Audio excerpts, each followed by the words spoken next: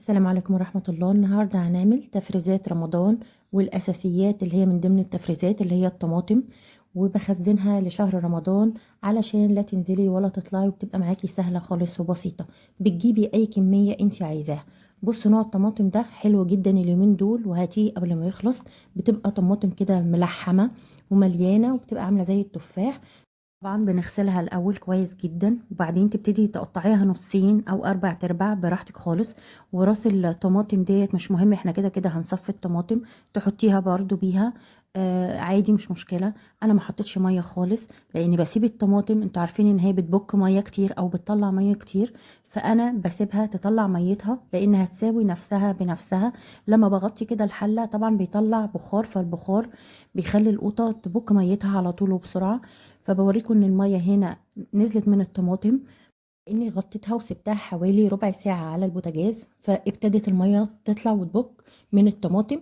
فهغطيها نص غطا كده، لان زي ما انتوا عارفين المية بتكتر شوية بشوية، وبعد كده ممكن تفور منك. فسيبي الغطا مكشوف شوية. وكده خلاص الطماطم ابتدت داخلة معايا في السوا. ويا ريت تبقي تقلبيها وتشوفيها كل 10 دقايق. يعني انا حوالي سبتها ساعة على النار، وطبعا انا موطية النار نار متوسطة علشان تبتدي تستوي براحتها. نار متوسطة، ما بعليش خالص ولا بوطي قوي. انا مش بحط لا ملح ولا سكر ولا اي حاجه، احنا طول عمرنا بنخزنها كده. انت لما تيجي تطلعيها وتيجي تستعمليها في الطبيخ، حطي الملح وحطي السكر وحطي اللي انت عايزاه. احنا طول عمرنا بنخزنها كده، وبتفضل معانا ممكن بالسنه في الديب فريزر او في الفريزر. ما بيجرالهاش اي حاجه.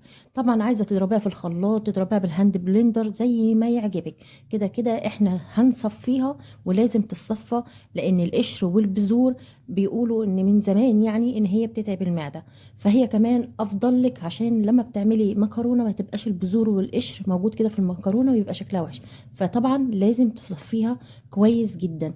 وطبعا طول ما انت نازله هاتي 3 كيلو في 4 كيلو في 5 كيلو. انتوا عارفين ان القوطه دلوقتي رخيصه جدا. والكيلو وربع ممكن ب10، الكيلو ب10، زي في كل منطقه هو يجيبها من عنده.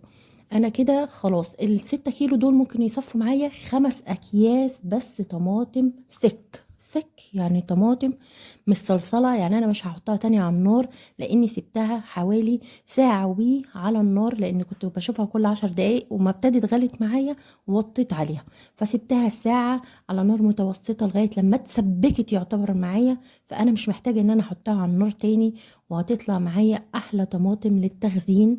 وتطلعيها وسهلة خالص وبسيطة. وعلى حسب إمكانيات كل واحد، هاتي 3 في 3، 2 في 2 كيلو، وزي ما تحبي تشيلي. بس هي خزين فعلا، والبيت ما يستغناش عنها في أي وقت.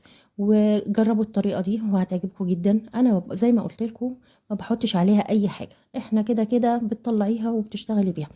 جربي الطريقه دي وهتعجبك قوي. انا قلت لك ال6 كيلو هنا طلعوا معايا 5 اكياس طماطم سك خالص. بصي على الطبيخ حمرا حمرا قوي يعني. وهتعجبك قوي، يا ريت تجربوا الطريقه دي. والاول مره يشوف القناه يدوس لايك وسبسكرايب، فعلوا الجرس واستنوني في فيديوهات جديده. والسلام عليكم ورحمه الله وبركاته.